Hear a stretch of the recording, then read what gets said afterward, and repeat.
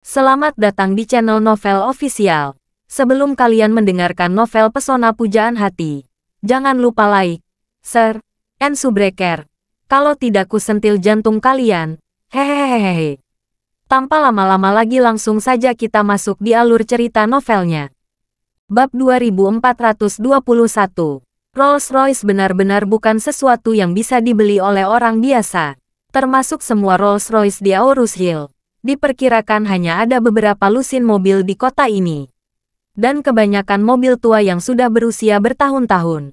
Rolls-Royce model lama semacam ini sesungguhnya tidak mahal. Kebanyakan sudah mengubah banyak fungsi.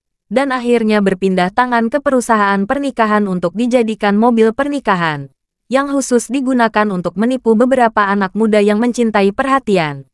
Oleh karena itu, sangat sedikit Rolls-Royce yang benar-benar dapat muncul di tangan mereka.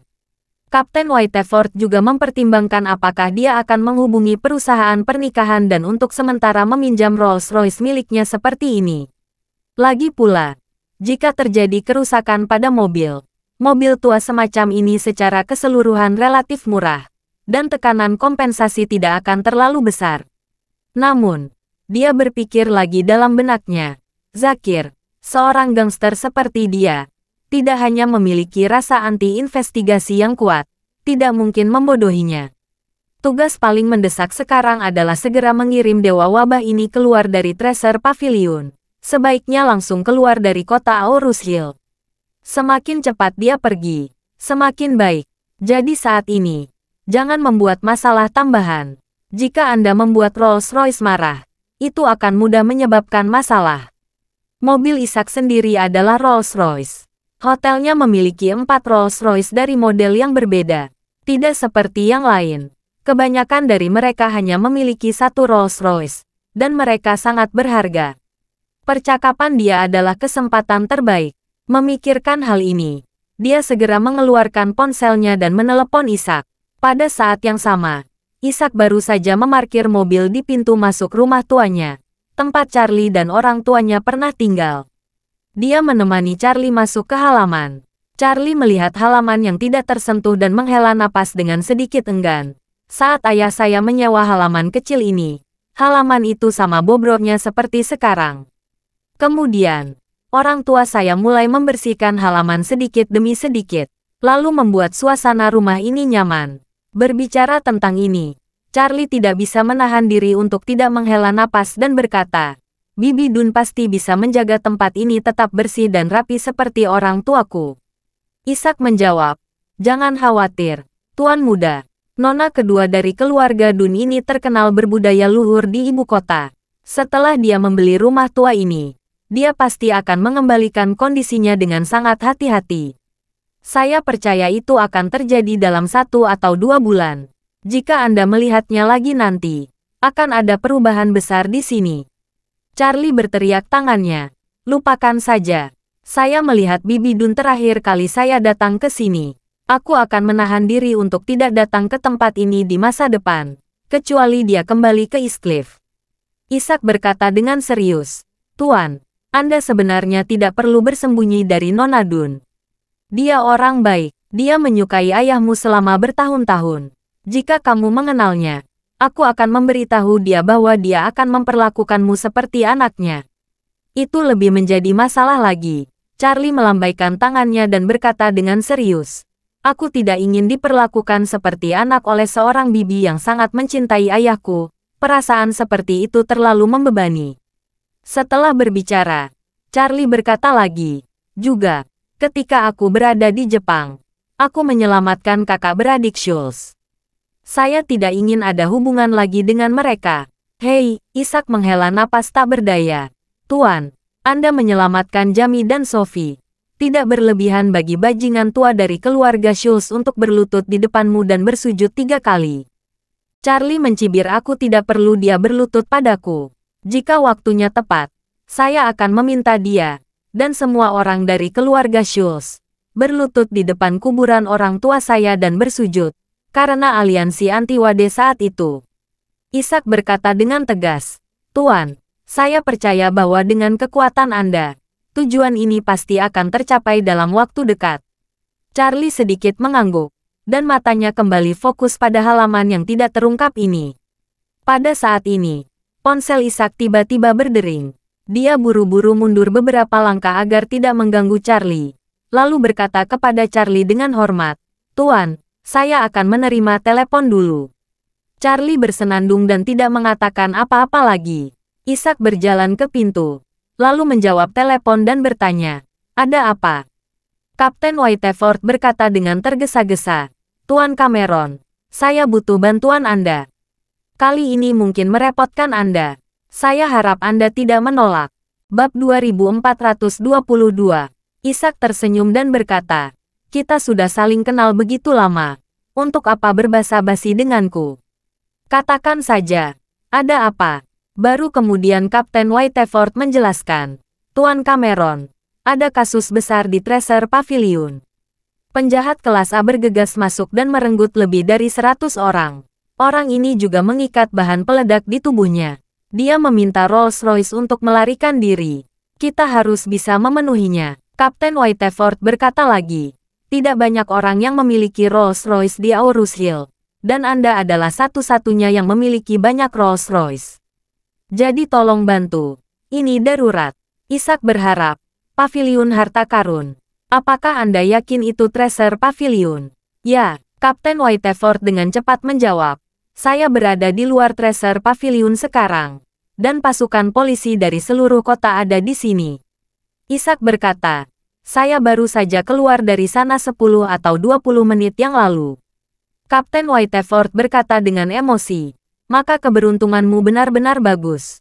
Jika kamu keluar sedikit terlambat, mungkin kamu juga disandera oleh Zakir ini." Setelah berbicara, Kapten Whiteford buru-buru bertanya, "Tuan Cameron, saya ingin tahu apakah nyaman bagi Anda untuk meminjamkan Rolls-Royce kepada kami. Jangan khawatir. Jika ada masalah dengan mobil ini, kantor kota kami akan menanggung kerugiannya." Ishak berkata tanpa ragu-ragu, "Hei, kamu dan aku tidak seharusnya bersikap sopan. Sebagai warga negara yang taat hukum, menjadi tanggung jawab dan kewajiban saya untuk membantu polisi." Setelah itu, dia segera berkata, "Tunggu sebentar. Saya akan menelepon dan mengatur seseorang untuk mengirim Rolls-Royce ke sana." "Baiklah," Kapten Whiteford berkata dengan penuh semangat, "Tuan Cameron, terima kasih banyak." Sama-sama. Setelah menutup telepon, Ishak bersiap untuk menelepon bawahannya agar bisa segera menyiapkan kendaraan. Charlie berjalan ke arahnya saat ini dan bertanya kepadanya, "Ishak, apa yang terjadi dengan Treasure Pavilion?" "Ya," Ishak menjelaskan masalahnya kepada Charlie. Begitu Charlie mendengarnya, dia segera berkata, "Jangan dipertaruhkan. Jadi jangan menelepon. Kami bawa saja mobilmu ke sana." Ishak segera berkata, "Tidak apa-apa, Tuan Muda. Saya akan pergi ke Treasure Pavilion. Jika Anda masih ingin bernostalgia di sini, saya tidak akan mengirim Anda kembali." Charlie berkata, "Aku akan menemanimu." Bagaimanapun, Charlie sudah meninggalkan halaman terlebih dahulu. Tanpa berpikir terlalu banyak, Ishak bermaksud membantu Charlie membuka pintu mobil. Charlie sudah membuka pintu mobilnya terlebih dahulu, mendorongnya, dan berkata, "Waktunya mendesak, cepatlah mengemudi." Baik, Ishak masuk ke mobil, menyalakan mesin, dan melaju cepat ke Treasure Pavilion. Pada saat ini, Charlie melihat keluar jendela, sedikit mengernyit, dan berkata, "Ishak, polisi mengatakan bahwa Zakir ditemukan secara tidak sengaja dan lalu mengejarnya. Dia memasuki pavilion harta karun." "Ya, Tuan Muda," Ishak berkata, "saya pikir orang ini melarikan diri ke Aurus Hill dan ingin menghasilkan uang di Aurus Hill untuk melanjutkan pelariannya. Dia tidak menyangka akan ditemukan oleh biro kota Aurus Hill, jadi dia melarikan diri ke Treasure Pavilion dengan panik." Charlie menggelengkan kepalanya dan berkata, "Saya merasa ada sesuatu yang salah." Ishak bertanya dengan heran, "Tuan, ada apa?" Charlie tidak menjawab pertanyaannya, tetapi malah bertanya kepadanya, "Penjahat kelas A yang telah lama bersembunyi pastilah orang dengan rasa anti pengintaian yang kuat dan kemampuan yang kuat untuk menilai situasi sekitarnya. Orang seperti itu memiliki pengalaman melarikan diri yang sangat kuat. Mengapa dia memilih melarikan diri ke satu bangunan dengan penutupan yang sangat baik seperti Treasure Pavilion? Lari ke dalam gedung. Tidak jelas bahwa dia akan terperangkap di dalam guci. Bab 2423. Mendengar analisis Charlie, Ishak mengangguk dan berkata, ini benar-benar aneh.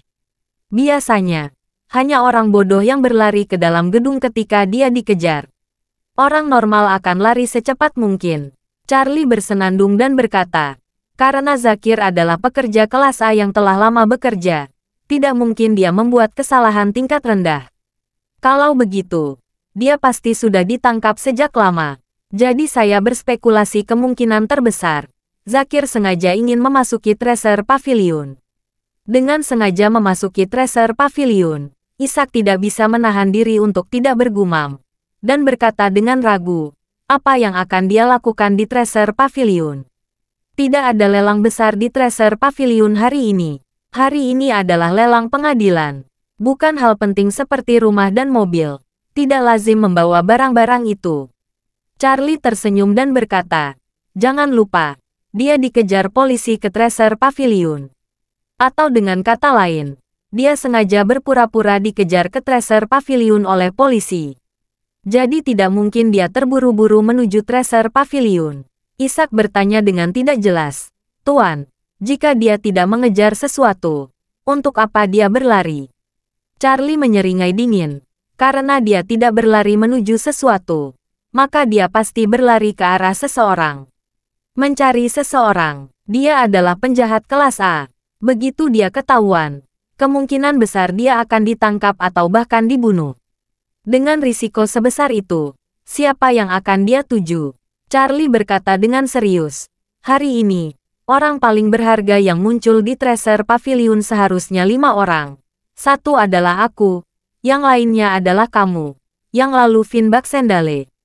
Dan 2 sisanya adalah Helen dan Sophie. Menurutmu siapa yang dia tuju? Ishak berpikir sejenak, lalu berkata dengan serius. Kemungkinan kecil dia berlari ke arah kita. Dan kita sudah keluar, dia baru saja masuk. Jadi ada kemungkinan besar dia mengincar ketiga orang yang tersisa. Setelah berbicara, dia bergumam lagi.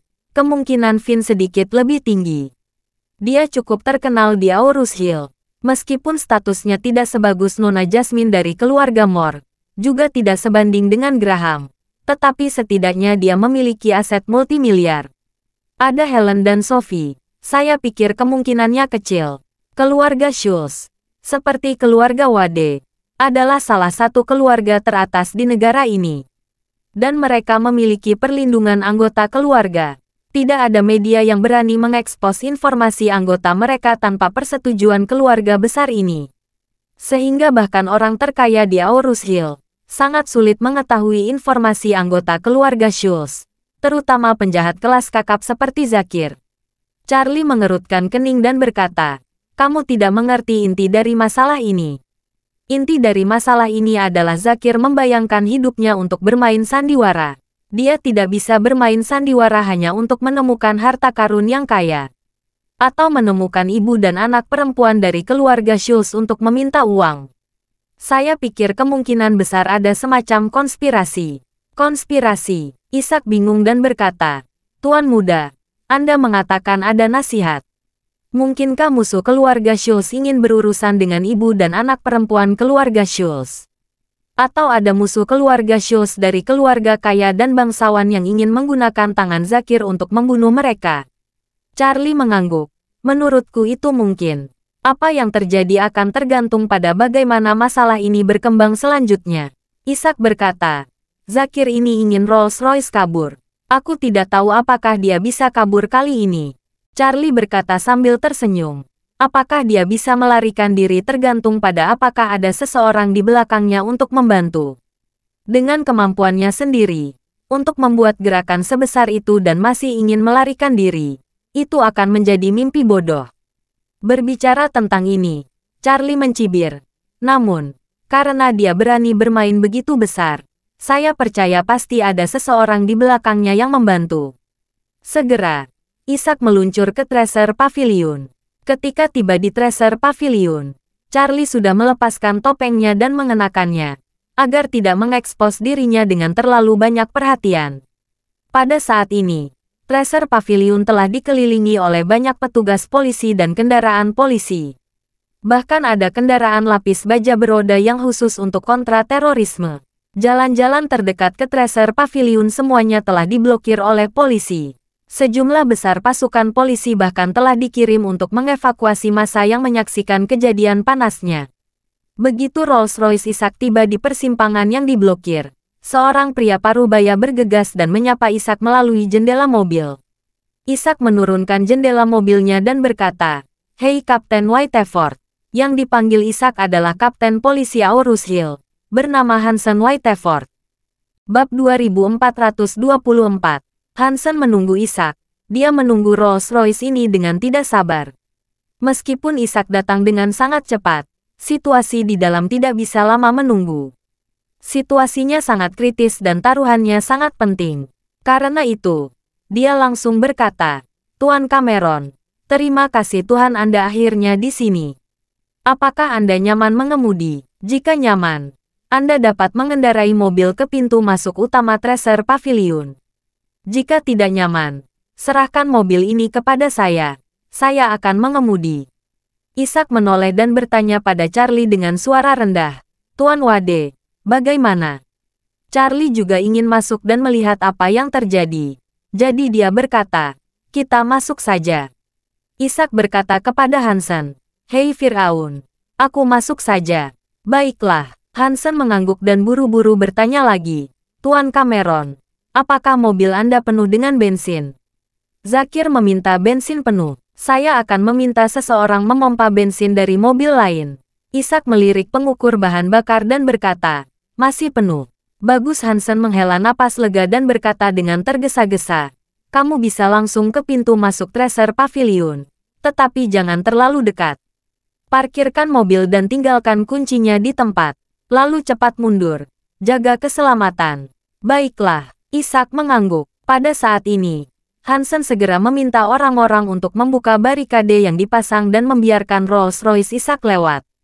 Ketika mobil Ishak melaju ke Tracer Pavilion, ia memarkir mobilnya yang berukuran 5 atau 6 meter dari pintu. Kemudian, Ishak berkata kepada Charlie, "Tuan, ayo turun." "Baiklah," Charlie berkata, "tapi kamu adalah kaptennya. Dan tanyakan apakah kita bisa tinggal di tempat kejadian untuk melihat situasinya. Jangan jauh dari mobil dan usir kita semua keluar dari lokasi." Ishak menjawab, "Ini bukan masalah besar. Aku akan memberitahunya." Charlie mengangguk. "Oke, kita keluar dari mobil." Setelah itu, keduanya segera membuka pintu dan turun dari mobil. Pada saat ini, Zakir, yang berada di dalam, melihat Rolls-Royce datang, dan segera bergegas ke pintu, memegang pistol di satu tangan dan menyalakan detonator di tangan lainnya, dan berteriak keras, "Buka semua pintu. Buka bagasi dan biarkan aku melihat apakah ada sesuatu yang tersembunyi di sana." Ishak segera membuka semua pintu sehingga Zakir dapat melihat bagian dalam mobil, dan berteriak, "Kami berdua baru keluar dari mobil. Tidak ada apa-apa di dalam. Kamu bisa melihatnya." Zakir terus berteriak, "Di mana bagasinya? Buka bagasinya juga." Ishak menjawab, "Oke, saya buka sekarang." Setelah berbicara, dia dengan cepat membuka bagasi. Ishak memiliki sejumlah Rolls-Royce. Meskipun semuanya dikuasai oleh keluarga Wade, hak untuk menggunakan dan membuat keputusan ada di tangan. Mobil yang dia kendarai hari ini disediakan untuknya untuk menerima Charlie, dan dia sering mengendarai mobilnya sendiri. Dia hanya akan mengendarai mobil ini ketika Charlie membutuhkannya. Jadi tidak ada barang pribadi di mobil ini. Setelah dibuka, bagasinya kosong. Zakir bisa melihatnya sekilas. Jadi dia mengangguk puas, menatap Charlie dan Ishak dari atas ke bawah, dan berkata dengan dingin, "Jangan matikan mobilnya. Tinggalkan kuncinya. Kalian berdua bisa pergi." Bab 2425. Zakir mengajak Ishak dan Charlie pergi. Pikiran pertama Ishak adalah, "Aku tidak tahu tuan mudaku. Apakah dia mau pergi?" Selanjutnya, "Saya tidak tahu apakah tuan muda akan langsung menyerang Zakir." Dengan kemampuan tuan muda, begitu perintah petir dikeluarkan, dijamin Zakir akan langsung berubah menjadi abu.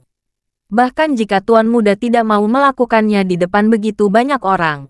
Dengan kekuatan gaib Tuan Muda, bukankah mudah untuk menyelesaikan Zakir ini? Jadi, dia segera menatap Charlie, berniat untuk melihat keputusan seperti apa yang akan dibuat Charlie. Tapi yang tidak dia duga adalah Charlie melambaikan tangannya secara langsung dan berkata, "Ayo cepat." Setelah mengatakan itu, dia berbalik dan berjalan keluar. Ishak tertegun sejenak. Lalu dia kembali sadar dan buru-buru mengejarnya. Ketika keduanya meninggalkan halaman Treasure Pavilion, Kapten Whiteford buru-buru menyapanya dan berkata dengan penuh terima kasih. "Oh, Tuan Cameron, saya sangat berterima kasih hari ini. Saya akan mengatur seseorang untuk mengirim Anda dan orang ini kembali." Ishak melambaikan tangannya dan bertanya dengan suara rendah, "Firaun, bolehkah kita berdua bersenang-senang di sini?" Tidak ingin melihat panasnya, Hansen berkata dengan ragu-ragu. "Tuan Cameron, situasinya sangat berbahaya sekarang. Anda tahu, Zakir itu memiliki banyak bahan peledak di tubuhnya. Jika dia ingin membunuh ikan dan memecahkan jaringnya, dia bisa menyalakan bahan peledaknya. Jika meledak, semua orang akan menderita." Ishak melambaikan tangannya. "Tidak apa-apa. Saya pikir Zakir ini memiliki keinginan yang kuat untuk bertahan hidup. Jika tidak, dia tidak akan terlalu repot mendapatkan Rolls-Royce. Karena dia memiliki keinginan yang kuat untuk bertahan hidup, jangan takut padanya." Hansen berpikir sejenak, dan berkata, "Oke, Tuan Cameron, saya akan mengurus kalian berdua di belakang kami. Saya bisa mengurus apa saja." "Baiklah," Ishak berkata dengan tergesa-gesa. "Terima kasih, Whiteford tua. Jangan khawatir, kami tidak akan pernah mengalami kesulitan." Hansen buru-buru berkata, "Baiklah, Tuan Cameron, harap berhati-hati. Saya akan mengadakan pertemuan dengan para pemimpin dan membahas rencananya." Ishak juga berkata dengan sopan, "Firaun, jika kamu memiliki sesuatu untuk dilakukan, cepat dan lakukan dulu. Jangan khawatirkan kami." Hansen buru-buru berbalik dan pergi. Begitu dia pergi, Ishak buru-buru bertanya kepada Charlie di sampingnya dengan suara rendah, "Tuan, Anda ingin menonton?" Charlie tersenyum kecil dan berkata, "Saya ingin melihat siapa yang menjadi target Zakir ini." "Lalu apa?" Ishak buru-buru bertanya lagi. "Jika Anda tahu siapa targetnya, apa rencanamu?" Charlie menggelengkan kepalanya. "Saya belum tahu sekarang. Tunggu dan lihat saja." Pada saat yang sama, di dalam Treasure Pavilion, Zakir melihat waktu dan merasa sudah waktunya untuk melangkah lebih jauh. Dia mengeluarkan ponselnya dan mengirim pesan teks. Isi pesan teksnya sangat sederhana, hanya dengan 2 kata, "Selamat tinggal." Pihak lain menjawab dengan cepat, "Bagus. Ini adalah kode rahasia kepercayaan Tuan Schultz yang membuat janji dengan Zakir." Setelah pihak lain menjawab bahwa mereka siap untuk pergi, itu berarti mereka siap dan Zakir dapat berangkat. Bab 2426. Jika pihak lain tidak menjawab, maka Zakir hanya dapat terus menghabiskan waktu di Treasure Pavilion. Jika pihak lain membalas pesannya, dia bisa keluar. Saat ini pihak lain telah memberikan jawaban yang jelas. Zakir tidak berniat untuk terus membuang waktu. Dia melihat orang-orang di aula memegang kepala mereka dan berjongkok, dan berkata dengan dingin, "Mobil yang aku inginkan sudah siap, jadi sudah waktunya aku pergi dari sini juga. Sekarang, terima kasih atas pekerjaan yang kalian semua lakukan. Kalian akan bebas setelah aku pergi." Lebih dari 100 orang yang hadir merasa lega ketika mereka mendengar ini. Ada senyum di wajah semua orang. Keamanan China sangat baik. Kebanyakan orang tidak akan pernah menemukan hal seperti itu sepanjang hidup mereka, dan sangat beruntung bisa lolos tanpa cedera saat menghadapi hal seperti itu. Oleh karena itu, semua orang benar-benar santai saat ini, hanya menunggu Dewa Wabah pergi dengan cepat, lalu dapat melewati krisis ini sepenuhnya dan aman. Pada saat ini, Zakir tiba-tiba berkata lagi, "Semuanya, saudara-saudara, saya memiliki satu hal lagi yang membutuhkan bantuan kalian. Saya harap kalian tidak akan menolak saya demi menepati janji saya." Ketika semua orang mendengar ini, mereka segera menjadi sedikit gugup. Tidak ada yang tahu apalagi yang dibutuhkan Zakir. Jika dia menginginkan uang, itu tidak masalah. Selama itu tidak merugikan semua orang rela menyerahkan barang-barang mereka kepadanya. Namun, mereka khawatir dia mempunyai pikiran lain. Pada saat ini, Zakir berkata, saya telah meminta polisi menyiapkan Rolls-Royce untuk saya. Tapi kalau aku masuk ke mobil sendiri, mereka tidak akan membiarkanku pergi. Mungkin akan langsung membunuhku di tengah jalan. Jadi, saudaraku, aku harus mencari 2 orang untuk menemaniku. Setelah meninggalkan Aurus Hill sepenuhnya dan aman, aku akan membiarkan mereka pergi. Berbicara mengenai hal ini, Zakir tersenyum kecil dan bertanya, apakah ada teman yang bersedia menjadi sukarelawan di sini? Mendengar ini, semua orang segera menundukkan kepala mereka dalam-dalam. Seolah-olah ada bajingan yang meninjau pekerjaan rumah mereka secara umum. Begitu mendengar bahwa guru meminta mereka menghafal teks, mereka semua berdoa di lubuk hati mereka, dan tidak memilih sendiri. Akan tetapi, jauh di lubuk hati semua orang yang hadir, mereka kurang beruntung. Semua orang berpikir bahwa jika ada lebih dari 100 orang di tempat kejadian, jika hanya 2 yang dipilih, maka kemungkinan besar mereka tidak akan dipilih. Sebenarnya, Zakir sudah memiliki kandidat yang jauh di dalam hatinya. Dia masih harus melakukan apa yang harus dia lakukan. Jika tidak, jika seseorang mengetahui petunjuknya, dia akan membuat orang seperti itu di belakangnya tidak bahagia. Dia akan membuat hidupnya seperti sulit. Ini tidak baik. Jadi, dia berpura-pura melihat sekeliling, dan berkata dengan sedikit tidak senang, kalian benar-benar lucu. Kalian mau melakukan apa yang saya katakan kepada kalian. Tetapi sekarang ketika saya membutuhkan sedikit bantuan dari kalian, kalian diam satu persatu. Semua seperti kura-kura dengan kepala mengecil, dan bahkan tidak berani menatapku. Apakah itu tidak keterlaluan? Pada saat ini, tentu saja tidak ada yang berani mengambil kata-katanya. Lagi pula, semua orang tahu kebenaran burung pertama dengan pistol. Jika dia masih muda dan menginginkannya, kemungkinan besar dia akan dipilih. Oleh karena itu, semua orang masih membenamkan kepala mereka dalam-dalam, dan tidak ada yang berani memperhatikan. Zakir berteriak marah, sial, apakah ini semua permainan utama dengan saya? Aku sangat percaya pada kalian. Kalian bahkan tidak berani melihatku. Bagus, saya menghitung 3 detik. Jika ada yang tidak melihat ke arahku, aku akan menembaknya. Begitu kata-kata itu keluar, lebih dari 100 orang segera mengangkat kepala mereka tanpa ragu-ragu, dan menatap Zakir tanpa berkedip. Tidak ada orang yang tidak menghargai kehidupan mereka sendiri. Jadi tidak ada seorang pemberani yang tidak mematuhi tekad pembunuh seperti saat ini. Zakir melihat sekeliling sebentar, lalu menatap Helen dan Sophie, dan berkata dengan senyum jahat, saya melihat ada sepasang saudara perempuan yang begitu cantik di sini. Mungkin saya bisa membawa kalian dalam perjalanan untuk melarikan diri. Jika aku ditemani oleh 2 wanita yang begitu cantik, aku tidak akan kehilangan nyawaku. Bab 2427. Ketika Zakir mengumumkan nasib Helen dan Sophie, semua orang akhirnya menghela napas lega. Sekarang, akhirnya benar-benar aman. Tapi Sophie sangat putus asa. Dia tidak mengerti mengapa Zakir memilih ibunya dan dirinya sendiri dari lebih dari 100 orang.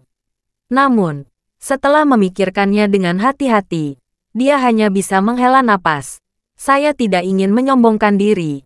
Jika kita berbicara tentang penampilan, ibu dan saya memang yang paling menonjol di antara 100 orang. Zakir ini tidak hanya terlihat kokoh, tetapi juga sedikit cemberut. Dia akan memilih saya dan ibu saya dari begitu banyak orang, yang juga sesuai dengan gaya orang seperti ini. Aku hanya tidak tahu apakah orang ini punya niat lain selain ingin menyandera aku dan ibuku.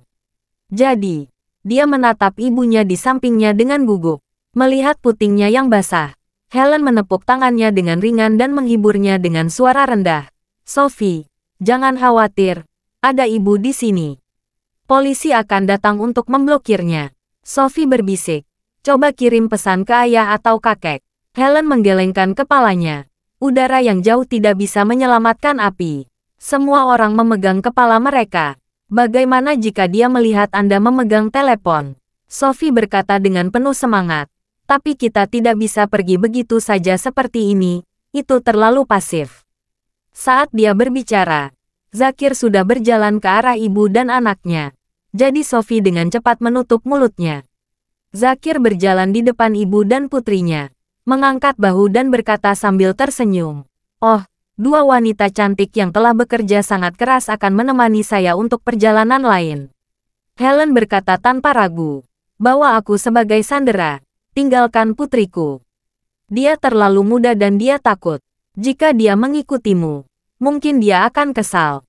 Ketika Sophie mendengar ini, dia buru-buru berkata, Bu, aku ingin bersamanya. Zakir pura-pura terkejut dan berkata, oh, kalian berdua cantik-cantik ternyata ibu dan anak. Seorang ibu yang sangat muda. Helen menatap Zakir dan berkata memohon, Tuan, putriku masih muda. Dia sangat takut. Jadi tolong hentikan lemparannya.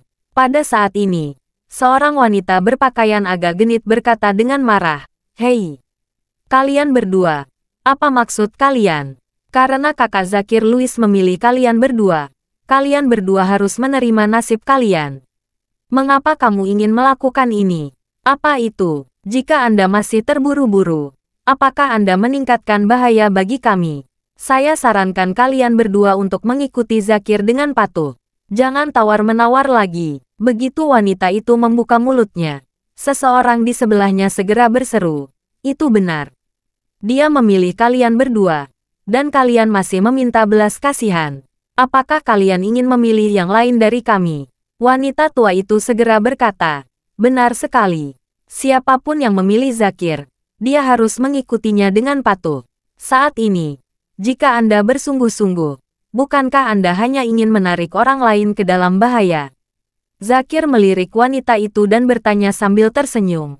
Ada apa, cantik? Apakah kamu takut aku akan memilihmu? Wanita itu terkejut, dan buru-buru melambaikan tangannya dan berkata, tidak, tidak. Saya tidak layak bagi Anda. Gadis kecil cantik itu lebih baik dariku. Zakir menatapnya dengan dingin, tersenyum lebar, dan berkata, karena kamu tidak layak untukku, kamu tidak perlu lagi tinggal di dunia ini dan menatap mata orang lain. Zakir segera mengarahkan senjatanya ke wanita itu. Wanita itu sangat takut sehingga dia kehilangan jiwanya dan berteriak, saudaraku, maafkan aku. Zakir tersenyum kejam, dan menarik pelatuknya. Bab 2428. Setelah ledakan, lubang darah setebal jari muncul di dahi wanita itu. Segera setelah itu, matanya melebar dan dia terjatuh. Genangan darah besar segera mengalir keluar di lantai, dan seluruh aula dipenuhi dengan bau darah. Semua orang yang hadir sangat ketakutan sehingga mereka kehilangan akal. Tidak ada yang mengira Zakir ini akan sangat kejam. Wanita itu baru saja mengucapkan dua kata, dan dia sudah menembaknya sampai mati. Faktanya, alasan Zakir membunuh wanita ini bukan karena dia benar-benar menjijikkan, tetapi untuk menghadapi wajah Helen dan Sophie. Dia harus menggunakan metode peringatan dengan membunuh ayam dan monyet ini untuk membuat ibu dan anak perempuan 100% patuh padanya. Hanya dengan cara ini dia dapat mengikuti rencana dan mengambil keduanya. Jadi, dia menatap Helen dengan tatapan pucat dan bertanya dengan penuh minat, bagaimana, Nona cantik, apakah Anda masih menawar-menawar dengan saya di sini? Helen segera menggelengkan kepalanya. Dia tahu pria jahat di depannya adalah iblis pembunuh. Dia harus mematuhi, tidak boleh menolak, atau bahkan membebani perintahnya. Dia berpikir dalam hati, jika aku terus menawarinya, kemungkinan besar aku akan terbunuh di tempat. Tidak masalah jika aku mati, tetapi intinya adalah jika aku mati dan orang ini masih tidak membiarkan Sophie pergi, maka semuanya akan berakhir. Memikirkan hal ini, dia meraih tangan Sophie, menatap Zakir, dan berkata dengan tegas, kami akan pergi bersama. Zakir segera tersenyum cerah, dan berkata dengan gembira, oh, dua wanita cantik, kalian adalah manusia yang mengetahui masalah saat ini dan menjadi pahlawan. Jika kalian patuh dan bekerja sama denganku untuk melarikan diri, aku tidak akan menyakiti kalian. Jika kalian berani mempermainkanku, Aku akan membuat kalian berdua pergi melihat penguasa neraka bersama-sama. Helen mengangguk dengan tegas dan berkata dengan serius, "Jangan khawatir, kami akan bekerja sama." Zakir berkata sambil tersenyum puas, "Karena kamu sangat baik, maka aku tidak akan berbicara omong kosong." Setelah berbicara, dia menodongkan pistol di tangannya dan berkata, "Kalian berdua jalan duluan." Helen mengangguk, menarik Sophie di sebelahnya untuk berdiri. Ibu dan anak itu saling memandang. Dia meremas tangan Sophie dengan erat, dan berjalan menuju gerbang Treasure Pavilion. Pada saat ini, Rolls-Royce Isaac parkir di halaman tengah dekat pintu masuk Treasure Pavilion. Semua petugas polisi mundur ke halaman luar sesuai permintaan Zakir, dan menatap seluruh Treasure Pavilion dari luar halaman. Pada saat ini, pintu Treasure Pavilion yang terkunci tiba-tiba terbuka, dan semua orang segera menjadi tegang. Kapten Polisi Hansen Whiteford memerintahkan melalui intercom, semua penembak jitu bersiap. Begitu target muncul, segera kunci target dari arah masing-masing. Pada saat ini, wakilnya berkata, "Kapten, target yang memegang saklar detonasi, kita harus berhati-hati. Tanpa kepastian 100%, kita tidak boleh menembak." Ekspresi Hansen terkejut, dan dia segera menghela napas. Dia akan berbicara ketika dia tiba-tiba melihat dua wanita berjalan keluar dari gerbang Treasure Pavilion. Pada saat ini, hanya kurang dari 5 meter di belakang Hansen, Isaac tiba-tiba berkata, "Tuan, itu Helen dan Sophie." Bab 2429. Charlie sama sekali tidak terkejut saat melihat Helen dan Sophie keluar. Dia sudah bisa menebaknya sejak awal. Masalahnya jelas tidak terlihat di permukaan. Saat ini, Helen dan Sophie benar-benar berada di bawah paksaan Zakir. Semakin menguatnya tebakannya tentang masalah ini.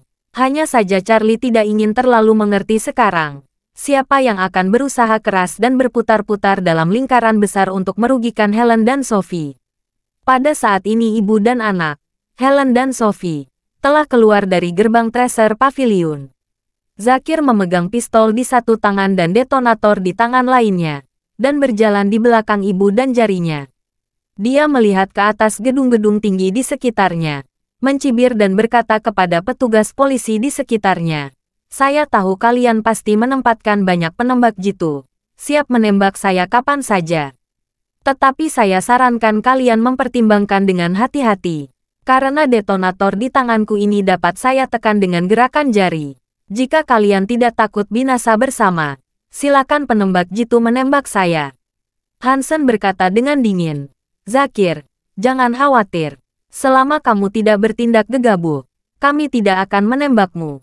Mobil sudah kami siapkan. Kamu bisa pergi dari sini kapan saja. Tapi sebelum kau pergi, kau harus melepaskan sandera." "Lepaskan sandera." Zakir tertawa terbahak-bahak dan berkata dengan nada menghina, "Apakah penonton anak saya berusia 3 tahun? Mereka berdua ikut denganku. Jangan kirim siapapun untuk mengikuti saya.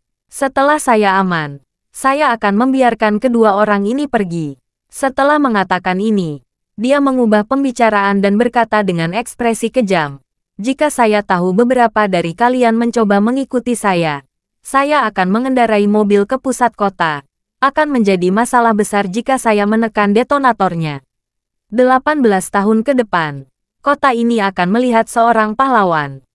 Tidak peduli seberapa jelek ekspresi Hansen, dia hanya bisa menahan amarah dan berkata, "Jangan khawatir. Kami tidak akan mengirim seseorang untuk mengikutimu." Zakir mencibir dan berkata, "Kamu tahu caranya." Setelah selesai berbicara, dia segera berkata kepada ibu dan anak perempuan Helen dan Sophie, "Kalian berdua, cepat masuk ke mobil. Kalian berdua duduk di kursi belakang." Helen tidak berani ragu. Dia menarik Sophie dan naik ke kursi belakang Rolls-Royce. Pada saat ini, Zakir memegang pistol dan detonator, juga masuk ke dalam mobil. Rolls-Royce ini tidak akan berhenti, akan melaju selama masih dalam perjalanan. Oleh karena itu, Zakir langsung memasang gigi depan, dan langsung meluncur menuju gerbang halaman. Hansen memerintahkan petugas polisi di gerbang untuk melonggarkan rintangan, yang seperti tong besi, segera membuka jalan untuk kendaraan lewat. Zakir menginjak pedal gas tanpa ragu-ragu, dan mesin Rolls-Royce mengeluarkan raungan rendah, dan segera bergegas keluar dan melarikan diri dari tempat kejadian dengan kecepatan tinggi. Segera setelah Zakir pergi, seorang petugas polisi mendatangi Hansen dan bertanya, "Kapten Whiteford, apakah Anda ingin mengirim petugas preman yang kami kejar?" Hansen sedikit ragu-ragu dan berkata, kesadaran anti pengintaian Zakir sangat kuat. Jika kami mengirim mobil untuk mengikutinya, hal itu dapat menyebabkan konsekuensi yang tidak dapat diubah. Setelah dia selesai berbicara, dia berkata, "Baiklah, kita hubungi pemantauan jaringan lintas kota, dan gunakan probe pemantauan di jalan-jalan kota untuk melacak keberadaan Rolls-Royce Zakir secara real-time. Jika dia meninggalkan kota, kita akan mengatur pasukan polisi untuk mengendalikan bagian depan terlebih dahulu." Pada saat ini, melihat Rolls-Royce telah menghilang, Ishak menghela napas dengan menyesal dan berkata, "Tuan, jika itu benar-benar seperti yang Anda katakan, jika seseorang ingin menyakiti Nona Dun dan Sophie, saya khawatir mereka berdua tidak akan beruntung kali ini." Charlie mengangguk setuju dan berkata, orang lain dapat dengan hati-hati membuat permainan sebesar itu dan mengerahkan seluruh energinya ke dalam permainan sebesar itu. Pasti bukan hanya ingin menakut-nakuti mengambil nyawa mereka. Ishak tidak bisa tidak bertanya, "Tuan, hidup ini dipertaruhkan. Apakah Anda ingin mengambil tindakan?" Bab 2430. Ekspresi Charlie sedikit ragu-ragu, dan setelah beberapa detik, dia menggelengkan kepalanya dengan lembut. "Lupakan saja. Aku memiliki balas dendam yang tak terbantahkan dengan keluarga Schultz. Tetapi sekarang tidak ada balas dendam. Dan saya telah menyelamatkan keluarga Schultz beberapa kali. Jamie, Sophie, dan Rosalie. Saya menyelamatkan masing-masing dari 3 keluarga Schultz ini sekali. Jika saya masih mengambil tindakan hari ini, keluarga Schultz mengawasi 5 nyawa saya." Ketika Ishak mendengar kata-kata itu, dia setuju. Ya, tidak ada balas dendam untuk balas dendam. Dan sebagai hasilnya, Anda terus berusaha menyelamatkan keluarga mereka. Tuhan benar-benar tidak pandai bercanda. Charlie tak kuasa menahan napas. "Hei, kalau sesuatu benar-benar terjadi pada Bibi Dun ini, ayahnya akan dilelang lagi, kan?" Ishak berkata, "Saya belum tahu, Nona Dun. Apakah pembayaran sudah lunas dan formalitasnya sudah selesai? Jika selesai, rumah itu akan menjadi warisannya. Jika formalitas belum selesai, diperkirakan akan ada lelang lagi dalam beberapa saat." Charlie tak dapat menahan diri untuk bertanya, jika itu menjadi warisan Bibi Du, siapa yang akan menjadi pewaris pertama? Ishak berkata, "Saya tidak bisa mengatakan siapa yang nomor 1, tetapi itu pasti suami atau putranya, atau dibagi untuk keduanya." Charlie mengertakkan gigi dan memarahi, "Sial. Bagaimana bajingan Seldon bisa menempati setengah dari rumah tempat orang tuaku tinggal?" Ishak buru-buru berkata, "Bagaimana kalau saya meminta seseorang menanyakannya nanti?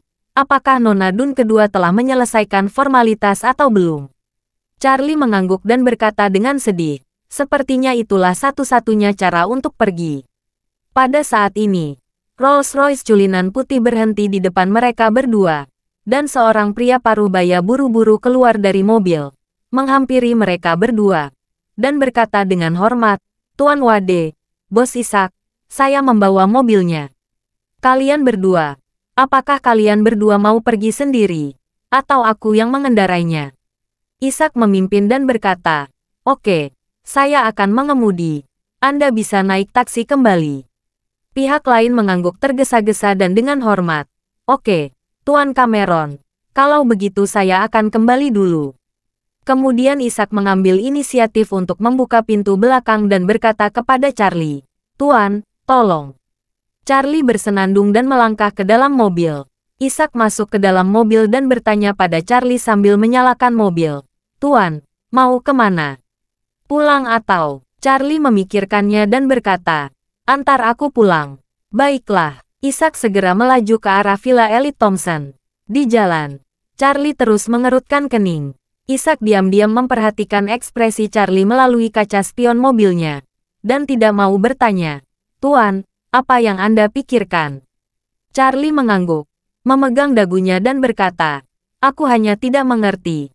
Siapa yang berniat menyerang Helen dan Sophie?" Isaac berkata, "Keluarga Schultz memiliki banyak musuh. Saya tidak tahu berapa banyak orang yang membenci keluarga Schultz. Itu wajar jika ada yang meminta bantuan untuk pemulihan situasi." Charlie melambaikan tangannya dan berkata, "Meskipun kenyataannya tidak salah, namun, semuanya tidak seperti ini." Semua orang tahu Cat Van menyalahkan Sheldon karena menghindari pusat perhatian, dan sekarang dia lari ke Australia. Menurut pendapat saya, ada kemungkinan besar keluarga Schultz tidak akan diwariskan ke Sheldon. Itu setara dengan putra mahkota yang disingkirkan. Sekarang, bahkan Sheldon telah kehilangan kekuatannya, dan status istri dan menantunya dalam keluarga Schultz tidak layak disebut. Dalam hal ini, jika seseorang benar-benar ingin mengulangi situasi tersebut, mengapa mereka dengan sengaja membunuh ibu dan anak perempuannya? Terima kasih sudah mendengarkan cerita novel Pesona Pujaan Hati. Sampai jumpa di novel selanjutnya.